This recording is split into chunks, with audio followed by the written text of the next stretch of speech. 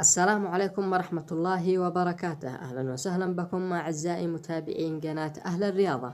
في هذا الفيديو سنتعرف عن موعد مباراة المنتخب اليمني للناشئين ومنتخب لاوس، وذلك في إطار نهائيات كأس آسيا للناشئين المؤهلة إلى مونديال كأس العالم. لكن قبل البدء بالفيديو أتمنى منك عزيزي المشاهد الإعجاب بالفيديو والاشتراك في القناة وتفعيل زر الجرس ليصلك آخر أخبار الرياضة.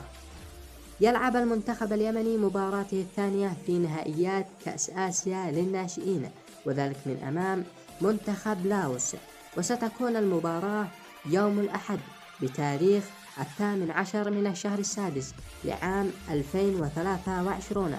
أما عن التوقيت فستنطلق المباراة عند الساعة 1 ظهرا، وستكون المباراة على أرضية ملعب تاماسات الدولية، وستنقل المباراة عبر قنوات بي إن سبورت المفتوحة وقنوات الكأس القطرية وعبر قناة السعيدة اليمنية. شاركونا توقعاتكم في قسم التعليقات في مدى حظوظ المنتخب اليمني للناشئين من العبور من دور المجموعات. إلى هنا ونكون قد وصلنا إلى نهاية الفيديو. أتمنى إذا أعجبك الفيديو الاشتراك بالقناة والإعجاب بالفيديو وتفعيل زر الجرس ليصلك آخر أخبار الرياضة اليمنية.